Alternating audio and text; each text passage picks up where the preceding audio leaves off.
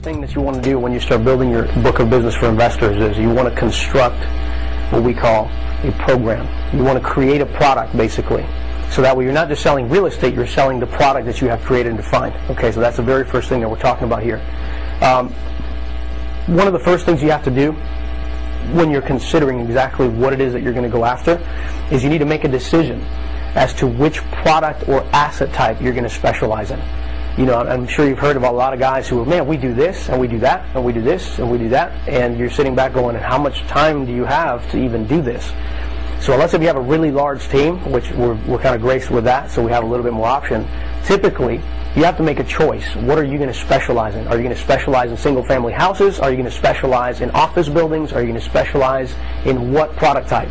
That's a decision that you have to make yourself. Now, a lot of you have been already going through this program with us, and you've been kind of getting to the stage where you've identified maybe one or two types of real estate that you want to become the master in. And so that's where you really start constructing your office. But you got to make the decision of what you're going to focus on. The other thing you need to consider, especially when you start talking with investors, is secure debt, right?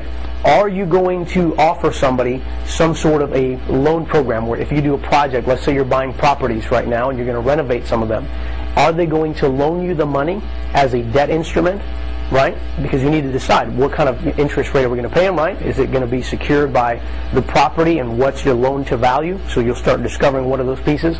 Or are you going to do what is called equity?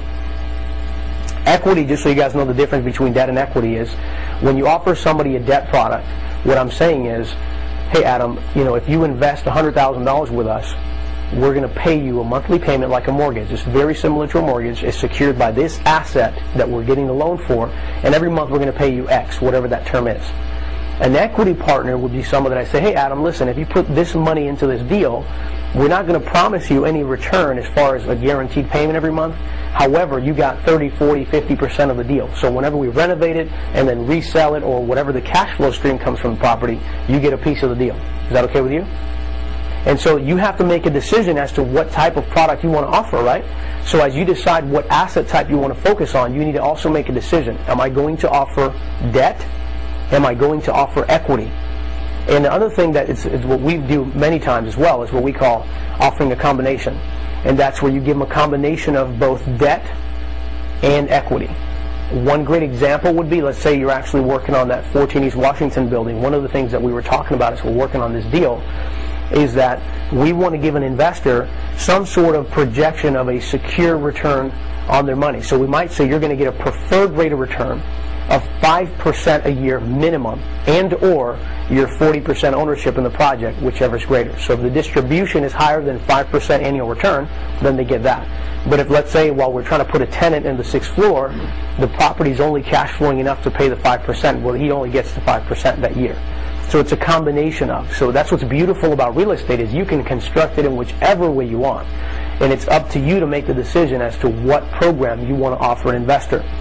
The other thing that we've talked over and over about, and I'm sure you guys still remember some of the stuff that we're talking about here, it is extremely important to have already made that decision before you approach an investor. And that's the biggest mistake that some of these guys make out there, is that they're going out there pitching properties to people, but they don't have a set program.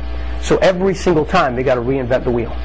And when an investor says, no, I'm not interested in this right now, that's it. You can't pitch them anymore. You've already burnt that bridge most of the times. And so, because you can't come back with another property and now pitch it another way, because then they're going to think, well, this guy's just trying to scam me and get my money, right?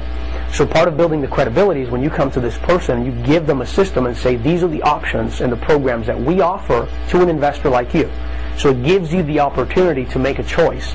And if you don't decide to move forward with me in this particular product, you know that we have other options available. So I can still come back to you and say, by the way, I know last time we talked, that deal didn't make sense because that's not the product for you. However, recall when we talked earlier about this product. This product is a great opportunity based on your needs, and you're able to close.